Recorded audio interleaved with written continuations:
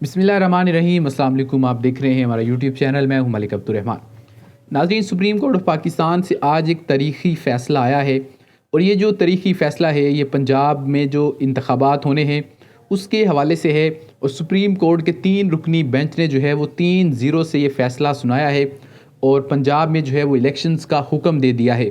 और 14 मई 2023 को पंजाब में जो है वो इलेक्शन होगा।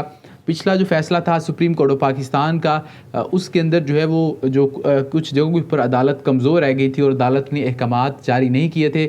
इस मरतबा जो है अदालत ने इनका पूरा इंतज़ामात कर दिए हैं। और इस मरतबा chief justice of Pakistan justice Ejazul Ahsan और जस्टिस मुनीब अख्तर ने जो फ़ैसला दिया है ये एक ऐसा फ़ैसला है कि इसमें हर अदारे को जो है वो एक टाइम लिमिट के अंदर जकड़ दिया है। कि मतलब मिसाल के तौर पर जो पिछला फ़ैसला था उसमें ये कहा गया था कि इलेक्शन करवाने हैं, लेकिन ये नहीं बताया गया था कि अगर आप नहीं करवाएंगे तो क्या होगा। लेकिन इस मरतबा अदालत ने हर अदारे को अलग अलग डेडलाइन दी है कि आपने इतनी तारीख को जो है ये काम करना है, अगर आप नहीं करेंगे तो हम जो है यहाँ पर बैठे हुए हैं।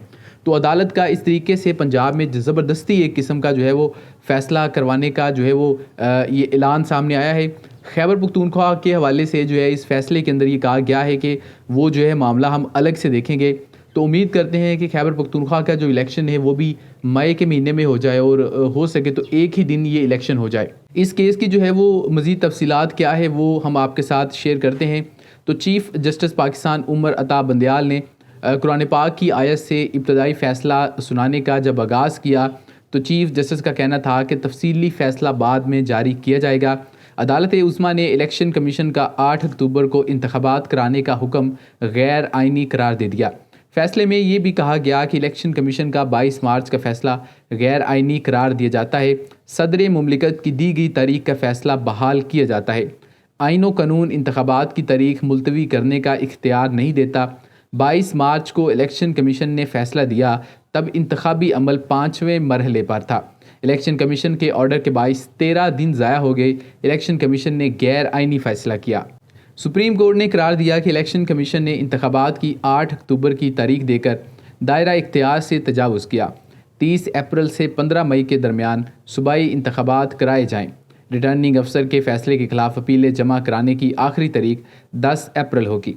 17 अप्रैल को इलेक्शन ट्रिब्यूनल अपीलों पर समाअत करेगा। जबकि आखिरी समाअत में चीफ़ जस्टिस उमर अता बंदयाल ने रिमार्क्स दिए थे कि अदालत का पैगाम है, अभी भी वक्त है, मिल बैठ कर मामलात का सियासी हल निकालें, पाकिस्तानी कौम की खातिर सियासी डायलॉग करें और किसी सियासी नतीजे पर पहुँचे। सियासी डायलॉग नहीं होते तो आइनी मशीनरी मौजूद है। इल्ज़ामात लगाए जा रहे हैं क्योंकि हर कोई सिर्फ सियासी मफादात को पूरा करना चाहता है। ऐसा ना हो कि दूसरा कोई गैर ज़रूरी मामला शुरू हो जाए। इसके अलावा चीफ़ जस्टिस ने यह भी कहा था कि ये अपने जजेस भी खुद चुनना चाहते हैं। ये कभी नहीं हुआ कि अपने मुकदमा सुनने के लिए जजेस खुद मुंतखब किए गए हों। हमें तहम्मुल और बर्दाश्त का मुजाहरा करना है। पार्लियामेंट और हुकूमत का बहुत एहतराम है। इंतखाबात एक साथ होने का आइडिया ज़बरदस्त है। इस केस में 2 असम्बलियाँ तहलील हो चुकी हैं। वफाकी हुकूमत की जानिब से यकीन दहानी चाहिए होगी मुल्क में कोई सियासी डायलॉग नहीं हो रहा। सारा बोझ वफाकी हुकूमत पर है। वजारत दिफा और वजारत ख़जाना की पेश की गई वजूहात भी देखेंगे। अटॉर्नी जनरल ने कहा था कि तरक्याती बजट की काफ़ी रकम खर्च हो चुकी है, जिस पर चीफ़ जस्टिस ने कहा कि आपको इस हवाले से वजाहत देना होगी। ताहम आवाम को मुश्किल में नहीं डालना चाहते। इलेक्शन में बदमज़गी हुई तो मलबा अदालत पर आएगा। सियासी मुज़ाकरात का ऑप्शन इसीलिए दिया गया था। आइन वाज़ेह है कि इलेक्शन कब होने हैं और मुज़ाकरात के ऑप्शन का कोई जवाब अभी तक नहीं आया।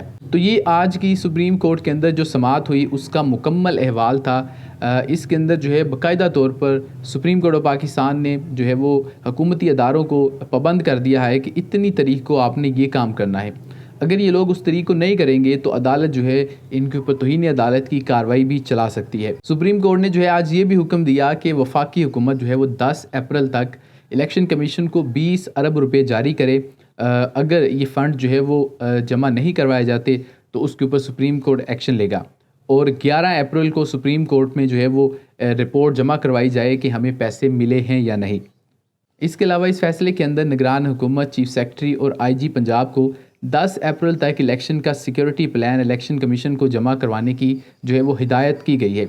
और ये भी कहा गया कि वफाकी हुकूमत अपने मातहत सिक्योरिटी अदारों जैसा कि रेंजर्स, फ़ौज, FC اور دوسری فورسز کے حوالے سے 17 اپریل تک سیکیورٹی پلان الیکشن کمیشن کو فراہم کرے۔ تو سپریم کورٹ نے جو ہے وہ آئین کے مطابق فیصلہ کیا، اور بطور پاکستانی جو ہے وہ میں سلوٹ مارتا ہوں ان 3 ججز کو کہ جو ہے 15-16 جتنے بھی ججز سپریم کورٹ میں، ان میں سے یہ 3 ججز ایسے ہیں جن کے اوپر قوم کو یقین تھا کہ یہ تینوں ججز ایسے ہیں جو کہ الیکشن کروانے کے لیے جو ہے وہ آخری حد تک جائیں گے۔ سپریم کورٹ میں کیا کچھ نہیں ہوا، عمر عطا بندیال کے خلاف، جسٹس اعجاز الاحسن کے خلاف، جسٹس منیب اختر کے خلاف کتنی گھٹیا کمپین چلائی گئی، ابھی تک ان کو گالیاں دی جا رہی ہیں۔ جو نون لیگ کے بڑے بڑے رہنما ہے، ان کی جو مریم نواز ہے، وہ جو ہے وہ واضح طور پر ایک سرونگ چیف جسٹس کے خلاف جو ہے وہ گھٹیا بیانیاں چلا رہی ہے، لیکن اس کے باوجود عدالت نے ساری تنقید برداشت کی، اور یہ الیکشن کا جو فیصلہ تھا یہ عدالت نے سنایا۔ اور یہ اس ضمن میں بھی امپورٹنٹ ہے کہ چیف جسٹس آف پاکستان نے پچھلے سال جو ہے وہ 100 موٹو نوٹس لیا تھا، اور عمران خان کی جو اسمبلی کو تحلیل کر کے الیکشن میں جانے کا فیصلہ تھا اس کو ریورس کر دیا تھا، جس کی وجہ سے یہ جو اس وقت پی ڈی ایم کی حکومت ہے یہ پاکستان کے اوپر مسلط ہوئی تھی۔